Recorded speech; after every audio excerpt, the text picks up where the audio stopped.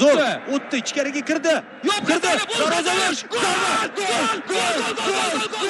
Hasanov, Darvoza Mana Hasanov, bizda Hasanov o'ynash kerak futbolni. Ha, do'stlar. 10 kishi, 9 kishi farqi yo'q, hujumga boramiz. Gol uramiz.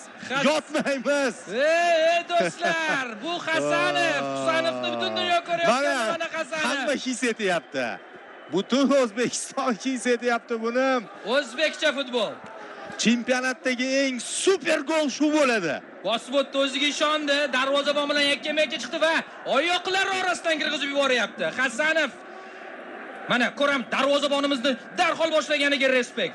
Bu assist do'stlar, bu Edersoncha assist bo'ldi bu. Qarang qanday o'tib ketdi Sadriddin. Hop, oyoqlar orasidan. Go'zal. Va yana bitta oyoqlar orasidan. Bu kolxoz uchun, bu rais uchun dedi. Shunday. Mashhur filmda. Takroriy lavhani qachon bunday sharhlaganimiz bilmayman, lekin yana bitta. Yana bittasi mana marhamat. Ha, do'stlar. Hozir aytib turgandek, bunaqa g'alaba qozonish zavqli bo'ladi.